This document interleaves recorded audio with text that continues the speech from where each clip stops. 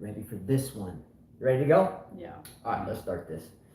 All right, hello and welcome back to another 5K tennis discussion. Today we are going to be discussing the Ashleigh Barty versus Karolina Pliskova match, and as well previewing the men's final tomorrow with Novak Djokovic and Berrettini, and taking your questions. So have your questions and topics and comments ready. We have one match to talk about, so we'll definitely do a lot of questions and your topics. Yep. If we cut out, apologies in advance. Our internet is slow at times, so if that does occur, apologies. But we will rush and create another live stream. Okay. Mm-hmm. Don't forget to hit the subscribe button. Carla and I finally have set a goal for ourselves. We would love to have 3,000 subscribers by the end of this year. So help us do that. Hit the like button, subscribe. Don't forget, on yesterday's show, I upped the ante for the U.S. Open to a $300 prize for the proper predictions for the men's and women's finals and both winners.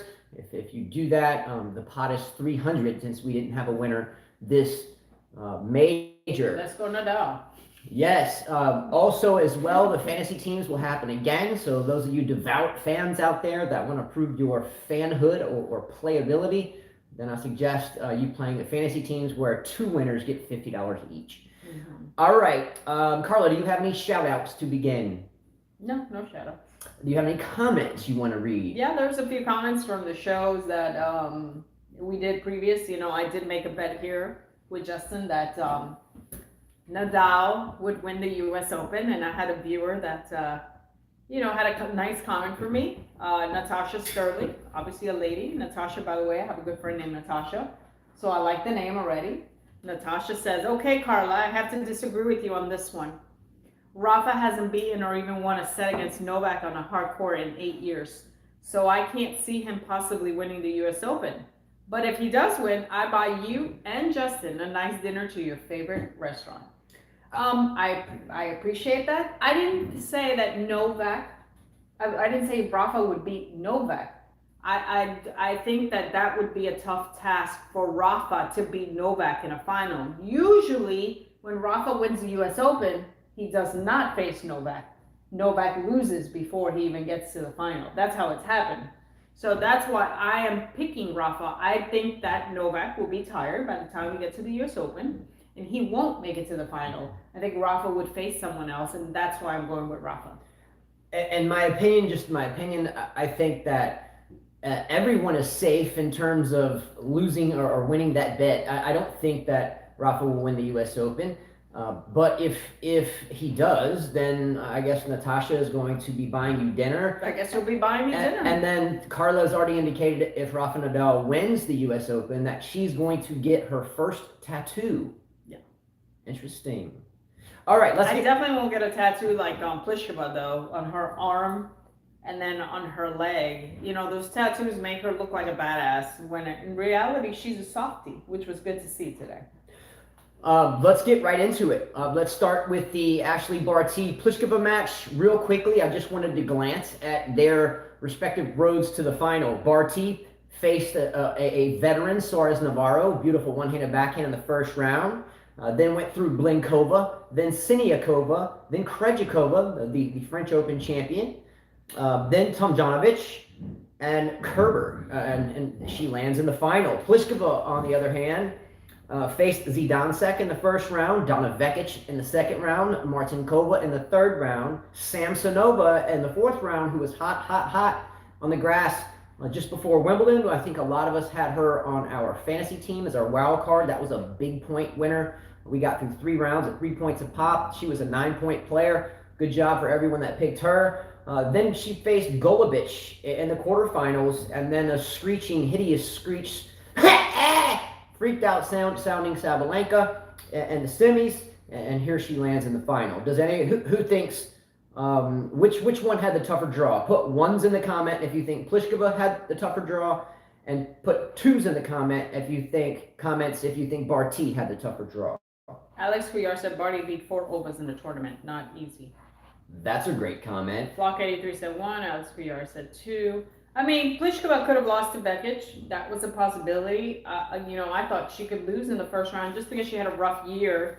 Barty, the only reason I didn't pick Barty was because of her injury. She had an injury. And because she had been playing so much tennis, we know that she didn't play last year because of COVID. Australia was really tough on letting people travel and stuff, so her team and her decided not to play, so she didn't play any Grand Slams last year. And then she was playing a lot of tennis, and then she got injured and didn't do as well as we thought at the French Open. So that's why I didn't pick her. But looking at her draw, I mean, I think they were about even. Krejcikova was a tough opponent. Tomljanovic was not. Siniakova could be tricky. I would say they're about even in the matches. Here's a question for you and for everyone. Is Ashleigh Barty the best player in the world right now? Okay. He asked me that question earlier and I said no. I think Barty is the most consistent player in the world. Her shots are beautiful to watch. I even have a picture of her here, and I told my daughter, I said, look at this picture. This is a perfect picture for any aspiring junior to watch. This is what we talk about all the time. I haven't seen the picture. I want to check it out. Perfect setup. Look at the left Perfect hand. racket, perfect left hand. Look at The body has rotated. Yeah, the non-play. It's perfect. Her eye contact right on the ball, and she's going to strike the ball really well. Yeah, so it's a perfect setup. Yeah, her non-playing hand has the happy fingers. Her fingers are elevated. When we crumble the fingers, we tend to tighten up a bit. Like when we serve, if we drop the fingers, our body language tends to crumble, and we don't get up after the ball like we should. She's rotated. I can see. She's dived. I can she's see the down. tag on the back of her back. She's squatted down. So it's the perfect stroke. Yeah. Technique-wise, she has the most beautiful strokes. I think, to me, the better player is still Osaka. I just think Osaka needs to work on her mental bullshit. Needs to learn how to play on clay, needs to learn how to play on grass. But right now, I would put Osaka still above her just by a little bit. I think that if you're talking about consistency, mental toughness, I would have to say Barty all the way. So they're pretty close to me. Pretty close. Very well said. Yeah. For the most part, I agree totally. Back to Barty's forehand setup there in the picture. Another player that has a wonderful forehand setup is Novak Djokovic, and as a coach and as a player, one thing that we will look at is the person's non-playing hand. A lot of coaches don't study the non-playing hand too much, or don't think to get it involved. To get that non-playing hand out in front of you, especially on that forehand side, we tell students if we're standing on the baseline and we're about to go hit the ball, make sure that we get this left hand, or wherever you are on the court, imagine there's a line in front of you, and let's get that left hand down that line. That creates rotation. We put these tags on the back of our shirt. So can they see the tag back there? Can they see it in the video? Yeah, they can. So we put those on the back of our shirt. So if I'm training a student, I can say, let me have you observe me. Can you see the tag on the back of my shirt? Well, yeah. Then I say to them, well, I couldn't see yours if you had one. Barty does a great job of getting set. She's a strong girl. She gets into position, and she'll make you pay the price. Barty has a very Djokovic-like setup on the forehand. Great fitness. They get there, and then they execute it very well. There was one other thing I was going to mention, and it slipped my mind. Anyway, not a big deal, but Barty, in my opinion, has the best game and technique-wise, the best game. Variety. Definitely. B-Dog has mental toughness on the court. Yes. I would have to say she beats Osaka on that. Yes. We never see her really cry when she's losing, or pouting when she's losing, or Osaka's great too. Mentally in the court, she's great too. She would be right behind her, but I think that you have to give the check mark to Barty on that. Talking about power, then you give the check mark to Naomi, because she's a more powerful player. Yeah. She's bigger, she's got more powerful, more compact strokes. She doesn't kind of come around. It's a little bit more flat. But Barty, as far as teaching a junior, if you're teaching a junior, a girl, I would want them to emulate her game a little bit more. Yeah, I would, in my opinion, if I had one court and one match for all the marbles on a universal surface, And there are some surfaces that us as players and people that have been around different surfaces our entire lives, there's some epoxy polyurethane type surfaces that are kind of a universal surface. They don't play as fast as grass. They don't play as slow as clay. They're kind of in between. I think the Australian Open surface is kind of considered that, even though it's hard. Mm-hmm. But there are some rubbery type surfaces that you can play on indoor courts, have them especially, that play kind of like a universal. Let's say you had these two. Let's say you had Osaka and Barty on a universal court, if that makes any sense, and you had a 2 out of 3 set match for all the marbles. Who do you take? I will go with Barty. Okay. Yeah, I don't know. I mean, it's tough. I love Osaka's game, not her life. I love her game because I think she's a powerful player. You do need that in hard courts. My favorite surface is hard courts. But Barty could have more power on her shot, I think. If you look at Barty, she's a strong girl. Her legs are built strong. She's fitter than Osaka, in my opinion. She's not pudgy, in the midsection. She is strong. Her arms are strong. Her legs are strong. Everything. She may not be the most gorgeous girl, but she is strong all the way from head to toe. Osaka's a little flabby, a little questionable. But Osaka has the more powerful strokes. She can hurt you more. In other words, if you hit a short shot, you can almost count it's gone. Yeah. Whereas Barty might give it back to you and you might have another chance. But we can't forget a huge category, which is the Osaka serve. Again, I'm not a huge Osaka fan, mainly because of the drama that comes along with her game, but that's okay. Barty is a check minus compared to Osaka on serve. I'll explain. Barty today had trouble with her first serve percentage in the match.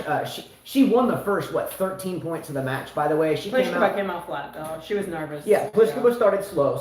But Barty today had trouble holding serve. Barty had a chance. Or she served for the match in the second set. So she won the first set quite easily, came out really, really nice. Pliskova was flat. And if I remember correctly, Barty, correct me if I'm wrong, Barty in the second set double faulted the second set away. I think a double fault landed her into a third set, even though she was down big in the breaker already. What does that tell you? She was mini broken quite a few times, and it cost her the second set. I bring that up only because I don't think that you can get away with that against Naomi Osaka because she holds, whereas I think at one point during the match today, Pliskova and Barty broke each other 4 straight times. Break. That's true. Osaka's first and second serve are both about the same pace. It doesn't really change much. The miles per hour or the speed does not change much. It's about the same, right? Yeah. She serves the same way first and second, which makes it really tough on hard courts. Someone serving at you like that, which is what Serena did, which is why it made her really good above the other girls, is the serve. It's something she could count on. And I think Osaka gets herself out of trouble just alone with her serve. So that's, the hard courts, that's what I give it to Osaka. I like a comment that someone said here, Sinisa. Osaka don't know how to play on clay and grass. She knows how to play on hard courts. Barty is a universal player. So it sounds like the consensus would be you would choose Barty. Mm-hmm. Right. I mean, I would choose Barty because I think it's a lot tougher to learn how to play on clay, and love clay, and learn how to play on grass. It takes time, whereas I think a lot of people can adapt to hard courts a lot easier. Unless your name's Novak Djokovic. He kind of plays all surfaces. But he learned it too. As a young age, he learned to adapt to the different surfaces. Yeah. Clay he trained on, so he knew that from the beginning. But I mean, Osaka has always been hard court. So for her, it will be tougher to adapt to the clay and the grass. She has to give it a chance. She has to be willing to lose a few times on that surface before she learns how to love it. She might want to call Andrew Agassi. Hey, Agassi, how'd you learn how to play on grass? How'd you win your slam finally? Just ask a few players out there, Yes. By the way, our oldest son of 5 children, we have 5 children. Our oldest son, Jonathan, who is 19, he is at the United States Air Force Academy in Colorado Springs. He comes home tonight at midnight. So what does that mean? Well, number one, hopefully you'll get a chance to meet him. He'll do a pop in. But number two, you guys have asked Carl and I to play a match for a very long time, but we don't have anybody to film it. We have other kids, but young kids and their patience, and it doesn't work out too well.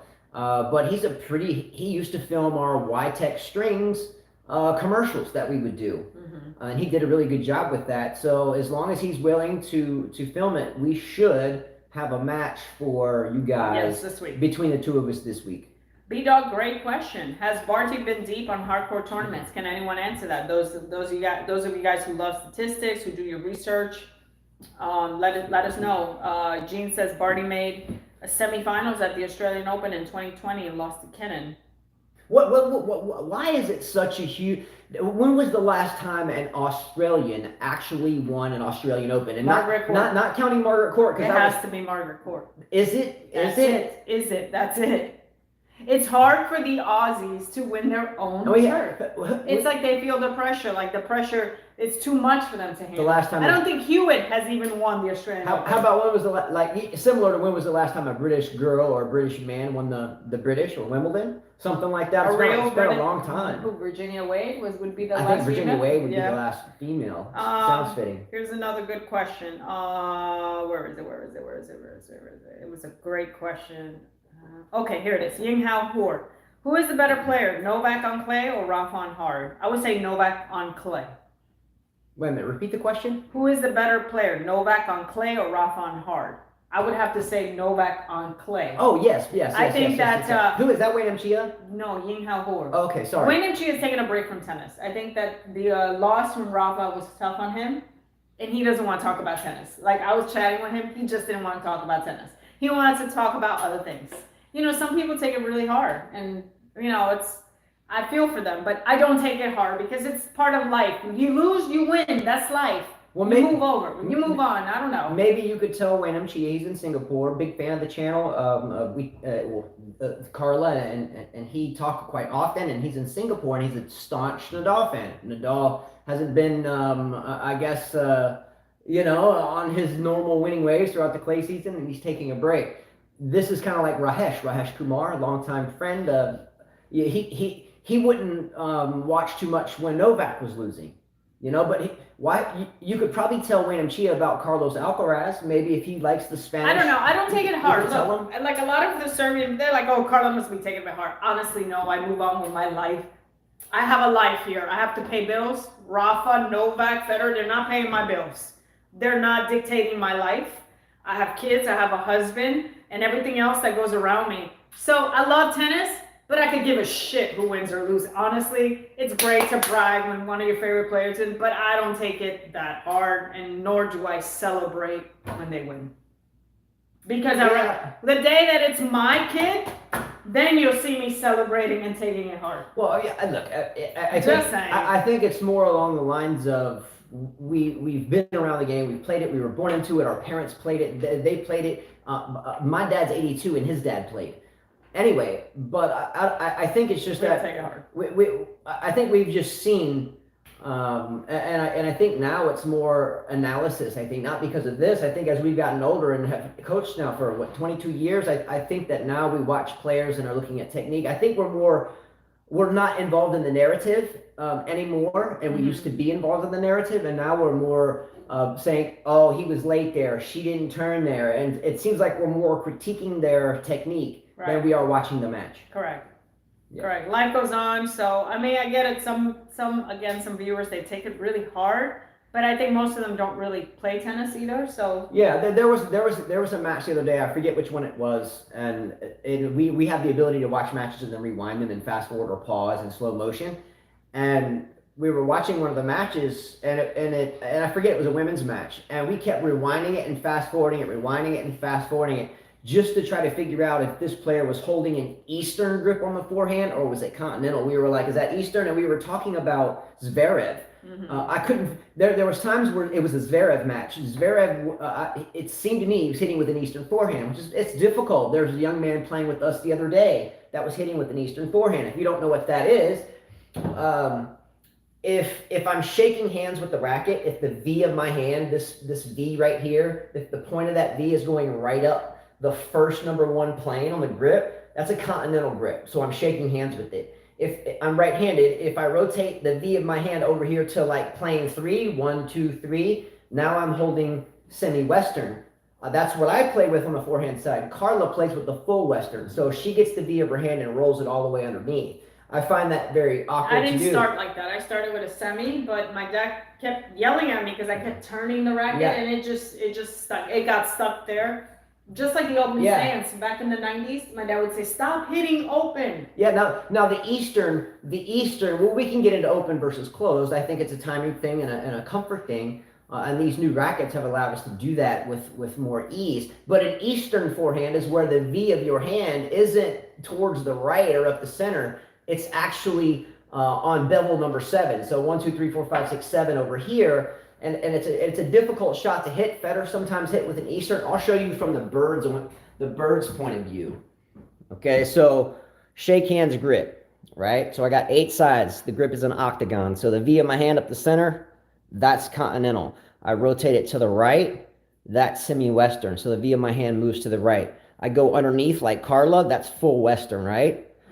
Eastern forehand is where the hand comes over to this side. I serve this way. I hit my one-handed backhand that way. So anyway, to see a forehand like that, Carla always says it's a Russian thing. The Russians play with... They do. Yeah, so like in New York City, she grew up and playing there. And they all play with the Eastern forehand. They play with it. When I was 11, 12, this was like 92, 91, somewhere around there. All the European players were using the Eastern grip, but what happened was that American tennis was big during that time. Yeah. We were dominant. Yeah. So those American players that were playing with a semi-Western, full Western grips were dominating them because we found that the Eastern grip, they could not handle the high topspin. I remember playing one of my good friends, Tanya. She was Russian, but living in New York. She actually was a Queens girl. And she had the Eastern grip, and she beat me the first time, like 2 and 3. And my dad, had to talk with her dad. She trained very young age. And I told her when I shook her hands, "You will never beat me again."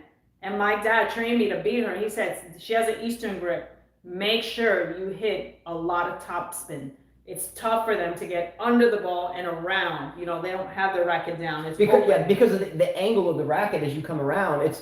You have to be a little bit more loopy with it. So if I'm holding semi-Western, I can be returning serve with this grip. I'm just making an example to the forehand side, and I can just step and go. I don't have to really change grip to rotate. You'll see players, spinning a racket on their hand. They're feeling their grip. They're ready for the quick split step grip change, right? So semi-Western, I can step and go. But when I rotate my hand Eastern, in order to get under that ball, I have to have some type of some racket movement here, so I can still get here and then get over it. It's a very tough grip. It's a very tough grip to master, which is why we are seeing it kind of go away. We see a few players on the tour with it, but it's really going away. It's not, you don't see it as much as you used to in the 80s.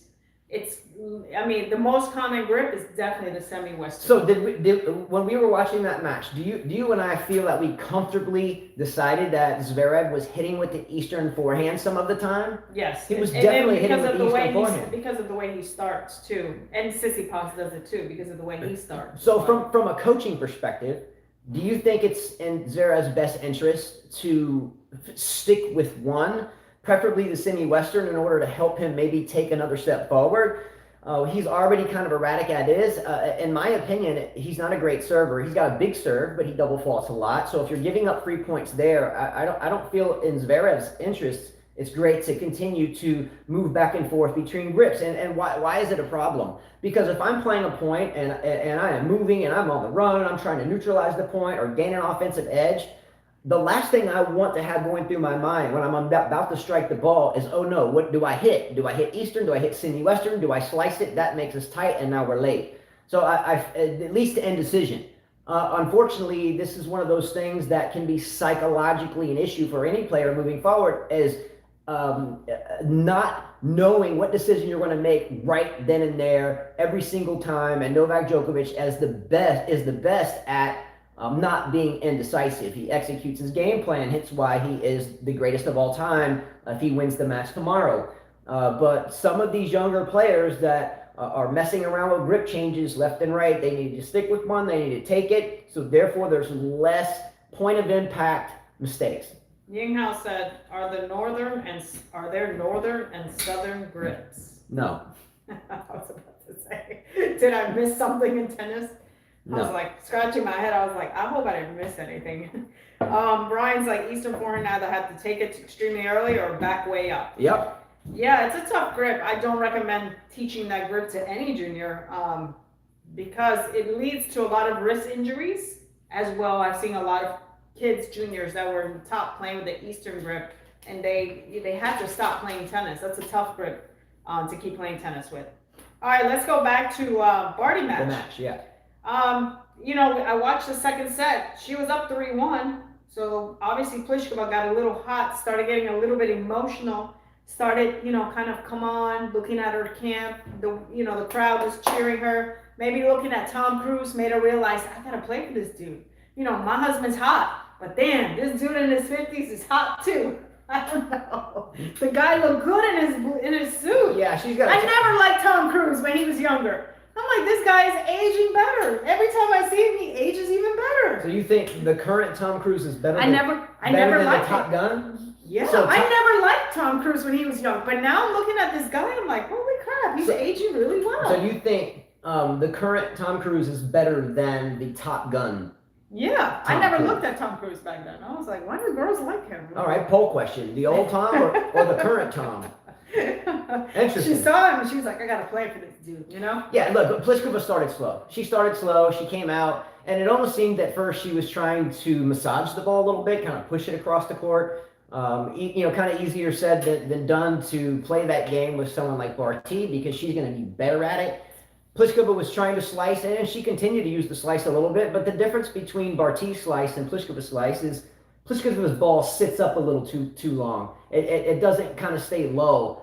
Sometimes they just sit up and gives Barty a little bit of time to set up and take the top spin. A lot of times we see slice-to-slice patterns. Why? Because the ball's staying low. It's hard for me to hit top spin with the ball really low to the ground, so I'm going to get under it. I don't want my frame to hit the bottom, so I'm going to get under it and slice it back. If the slice sits up a little too long, the common mistake is it sits up a little bit, gives someone time to step around the backhand and rip the forehand up the line, especially if it's a cross-court to cross-court pattern and that happens, to hit the inside in either way.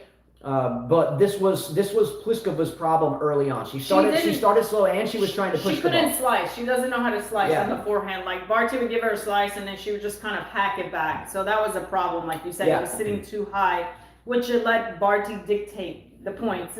And not only that, the longer the rallier went, I found that Pliskova would lose the point. The reason the second set was hers is, like many of you said, she started serving better. She was acing a lot. Yeah.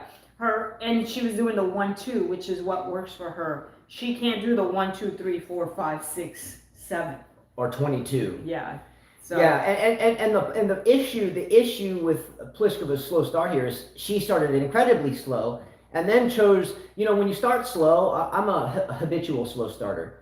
Even if I lose a first set, I don't even think about it. Because it's just losing first sets to me is no problem. I dig in after that.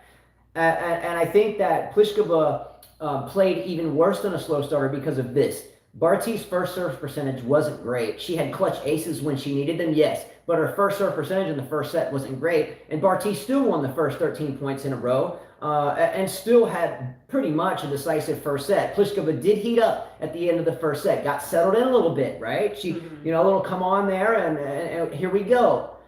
Then we start the second set, and Pliskova is dialed in a little bit more. However, and at the middle end of the second set, Barty had a chance to serve out the match. She had the match on her racket. I get she won it, but she had the match on her racket. She could not win that 7-5 game, so to a tiebreak we went. Now she got down big in the tiebreaker, mini break. But Pliskova, at the end of the day, still couldn't win the match. When in the first set, if you're playing a player in a final and they're serving at a low first serve percentage and you lose 13 points in a row, damn, you played really bad. Am I right or wrong? Yeah. Anyway, I think the better player won. Unfortunately, I don't know how many chances Pliskova is going to get. The good thing about, very emotional to watch both of the ladies. I've always called Pliskova mummy, zombie, robotic. But to actually see her cry when they did the whole trophy presentation, watching me, when she said, I don't really cry Well, no shit. She never shows emotion, but she showed emotion, which means that obviously she doesn't want to be known for just being a consistent player. And I mean, this is rare to see a picture of her crying, so I gotta check. Yeah, do it. Look, I wanted Pliskova to win. I love Barty, but I wanted Pliskova to win because, I've always wanted her to win, and I like her as a person. I mean, we never get to see her like this. You could tell it really mattered to her. Too bad. Yeah, it really mattered to her. Barty, she was the better player. She was the better player. Her game is all around. I think Chris Evert, even though I don't like her comments, yeah. I think she said it best. It just proved out there to all you girls that you don't have to be 6 feet tall. You don't have to hit the ball hard to be a Grand Slam champion. Consistency is the key. That's a great message for juniors out there that think that they just have to bang every ball. Just be consistent. Keep the ball in play. Be smart, and you could win. Yes, I think a lot of coaches, at least I'll speak from a credible standpoint, the ones around the neck of the woods where we live, because I see them, don't know them all, don't know hardly any of them. I think coaches sometimes treat one another respectfully, but they know that their students are competing against theirs. So coaches have the same friction between coaches as players do against players. At least I usually don't play that game, but I have a couple times been in some heated arguments with other coaches before. It's never fun. But ultimately, Barty is well coached. She's a great player. Great player, speaks well. When she was, they had her up there commentating. I love seeing her go hug her camp, especially her fiance. You could tell it meant a lot. And her older coach. You don't see an older coach like that anymore. You could tell she really loved her coach and her fiance. I don't know, however, going back, and I did not mean to interrupt. I'm sorry. This is just a 1 second thing. I don't know if Ashleigh Barty beats Naomi Osaka on the same court if she put up her same performance. I think Pliskova played not great at all in the first set. She had glimpses of coming to life in the second. Took the second, but Barty's level dropped, and then the third set was a W for Barty. But sorry. Yeah, I agree with you because I think that a lot of the shots that Barty hit on hard court. I'm not saying on grass because maybe Osaka wouldn't know what to do on grass, but on hard court, I think Osaka would have put the point away quicker. Yeah. We wouldn't be rallying that many times. That's the dangerous thing about Osaka. You can't hit anything around service box or what you call what everybody calls no man's land. You have to hit the ball deep with Osaka in order to beat her. The short stuff does not work. She's gonna kill it. She's gonna kill it. So yeah, I don't know. Don't forget to subscribe, guys. Don't forget to subscribe. I did right here. What would have happened if Barty did play? She didn't play last year. Could she have won a slam? Would have been different. It's a great question. We spent a large part of last year discussing that very topic, and who knows? We can all just assume, right? Yeah. Let's take some comments. So do we think Karolina? Let's see. A lot of people. Okay, Ben Frigger says a lot of people find Barty's game style boring. I really enjoy it. I don't think it's boring. I think it's a great game to have. I agree with you. Longevity. She will have longevity in this game because of the way she plays. I enjoy watching her play as well. It's definitely not boring to me because as a coach, this is the type of player I want to create. Trouble mindset, consistency is something talked about every time, but still underrated. Yinghouse says Barty's game is very good, hardly boring. Wildlife said it's all about handling Barty's slice on grass. Could Osaka do it? Michael Walker said Barty's game is very complete. Gene says there's nothing boring about Barty's game. There was a comment here I'm trying to go back to. Alex Guyar says, I hope Pliskova wins the slam one day. I think that opportunity's gone. I don't think she'll win a slam. Yeah, time's running out. I've always wanted her to really have, but I don't know if it's going to happen, Carla. Yeah, I don't know. I think that this was one of her best opportunities to do so, and I didn't even expect her to make a Wimbledon final. I don't think so. I don't think it'll happen. If you're Pliskova's coach, where do you go? What she's had some of the greatest coaches ever. She's had some of the best players ever involved in her team. What do you tell Pliskova? Where do you go? You can't tell her to get the points over with quicker because she plays the game. Is it psychological for her? Is it mental? Does she not fire up when she needs to fire up, or does she fire up and she just doesn't emanate that? We just can't read that. Where do you go with Pliskova? Is she just not ever going to do it, and that's that? Or is there something that we can do that may be able to make her game more complete? If I'm coaching her, I'm taking her to the courts every single day for 4 and 5 hours. She knows how to play the game. I don't have to tell her how to hit forehands and backhands, but I damn sure could spend enough time and be patient with her to help her develop a really good, low, pinpoint, accurate slice. Alex Krieger said Pliskova needs to go to the net more. Another good, yeah, exactly. You would think with her height and her reach, she would. Exactly. She would be a force. When you have someone that tall with that amount of reach, everywhere, they're tough to pass at the net. So I don't know. This guy says Pliskova needs to improve her net game. There's a comment. Ben Fricker. Okay, no, it wasn't that one. There's somebody. Oh, Ben Fricker said, I would love to see another Osaka versus Barty match. And Gene said Osaka Barty head to head is 2-2. Yeah, good matchup. Mm-hmm. So we have to leave. Well, no, we don't have to rush, but I'm just setting this up. We will continue to take your comments, and we will continue to take any comments concerning the Pliskova and Barty match. So feel free. But I want to shift gears to the second part on the men's final preview. Okay, well, I have a comment here by Sister the Queen. Oh, go ahead. So this was a comment from yesterday from Sister the Queen. She says, Djokovic and Berrettini just played each other at the French Open, and that went 4 sets. I think either way, the match goes 4. If Djokovic comes out like he did today and Berrettini is serving bombs and holds his nerve, he has the ability to cause an upset.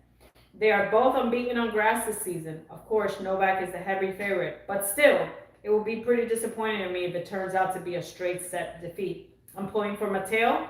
I want to see him play lights out, win or lose, and not be in a steady stream of players who outplay Novak for a set or two and then choke the match away. It's a great comment.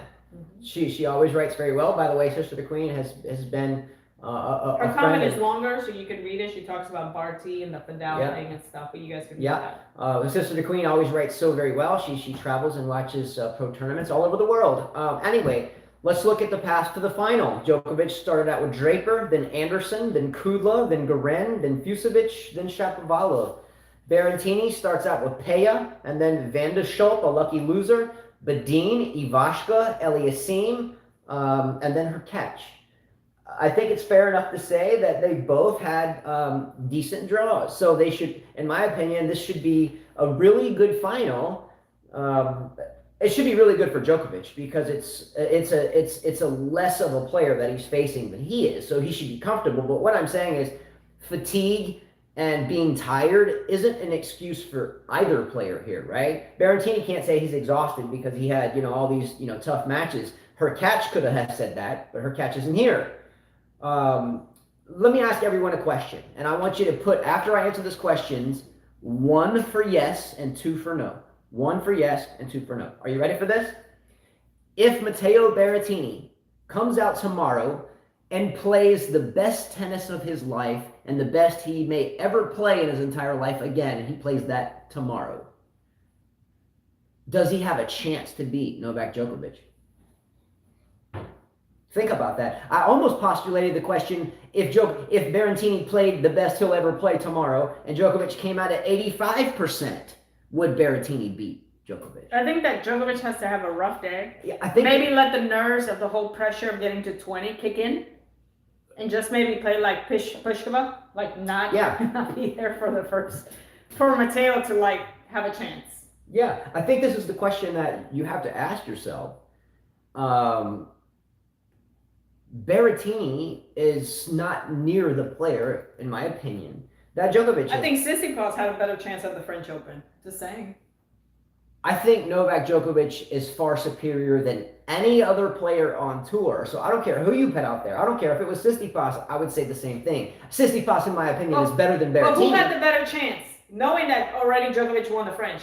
I think we all thought Tsitsipas had a better chance at clay than Berrettini does at grass. Well, yes and no. Tsitsipas, for me, I never really trust his instincts. Sometimes he dials in. Sometimes he makes bad decisions on the court, and gets a little spastic, or hits a shot like, why would you just play that ball there? But he still acts sometimes boyish, just like Shapovalov. And sometimes I feel like that Tsitsipas is great, and sometimes I feel like he's just like Berrettini. But nonetheless, Berrettini is here. I don't. I mean, I think Berrettini may get a set, and you never know. In the sports world, anything could happen. A lines judge could get an accidental a racket from someone getting pissed off, and it could end that way. I don't want to see that again, but. I don't think it's going to be super competitive. It might be a set, but I don't think it's going 5. And it may be just like the Shapovalov match. It might be something like that. Could be.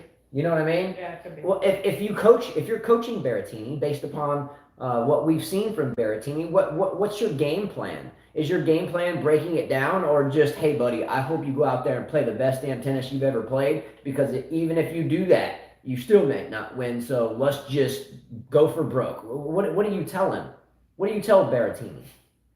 The first Italian man to make a Wimbledon semifinal, then the first Italian. I don't know what to tell him. What do I you would tell say him? if I was Berrettini's coach, I'd be like, try to bring Djokovic to the net and aim for him the whole time. Just aim for him and hope that you hurt him, so he doesn't play the rest of the match. So Just saying, that would be my strategy. Yeah, so drop shot and aim for your face. Drop shot and aim for your face. Every single time. Just have a chance. I was going to elaborate on a different strategy, but you know what? I think, I was going to get into a couple patterns, but nonetheless, you're right. It boils down to, it doesn't matter what you're throwing at him, at Djokovic. He's going to figure that out. He's going to stay patient. I'm just going to say, just bring it to net all day. So hurt the man. That's a good thing. Force him to move. Hurt the man. Drop shot, return, drop shot. Every ball you get, try to tire him out, and then aim at him. Mm-hmm. I still don't think he would have a problem with that. I think he would run circles all day long and still have. Man, I'd drop shot the guy all day, just to have a chance. And this is a poll question in comments. 1 for yes, 2 for no. Does Novak Djokovic get his 20th major tomorrow? I think so. Yeah. I think so. I don't see anybody stopping him. Yeah, I'd be shocked if anybody put it 2.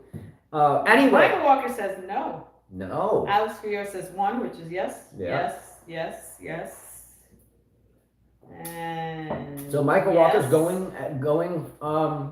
Yes. I mean, it could happen. We got 1 no. It could happen. It could happen. We've seen other things happen. 1. Yes. Vito said Berrettini's backhand's not a weapon, it's just a shield. Djokovic will make him play one arm and comfortable and go for too much. Yeah, I remember when Goran Ivanisevic won this thing as a wild card, and we were all shocked. But then again, there wasn't a Novak on the other side. Good point.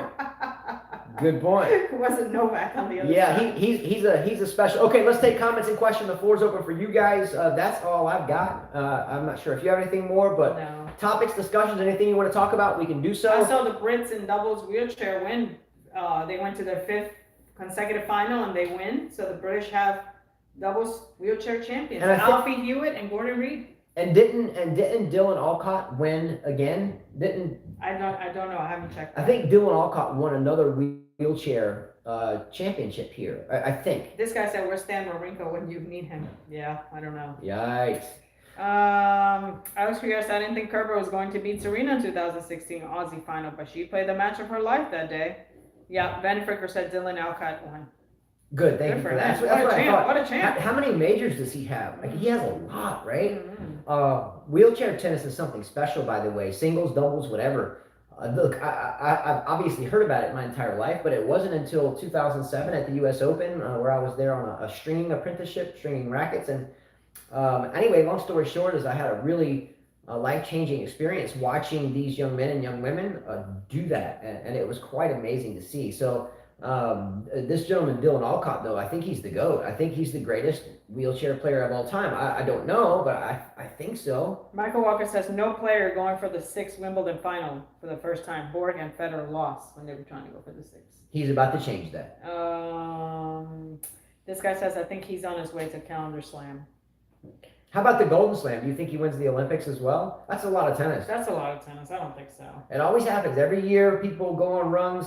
And then the U.S. Open comes and hot. And they're tired. It's so when you go into Cincinnati, by the way, Cincinnati's in Ohio. We have a couple of friends from Cincinnati.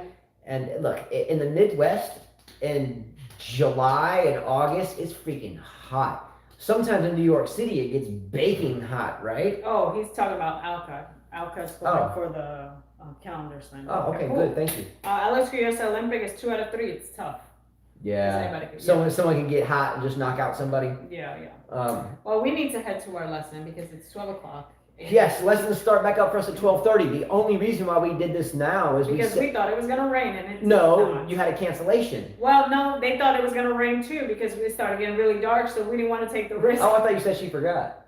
But my other lesson after that, Who was the other one? Alina, Oh, they well, were she- on their way here, but we she rescheduled. We it. rescheduled her for Monday. Yeah. So that's fine.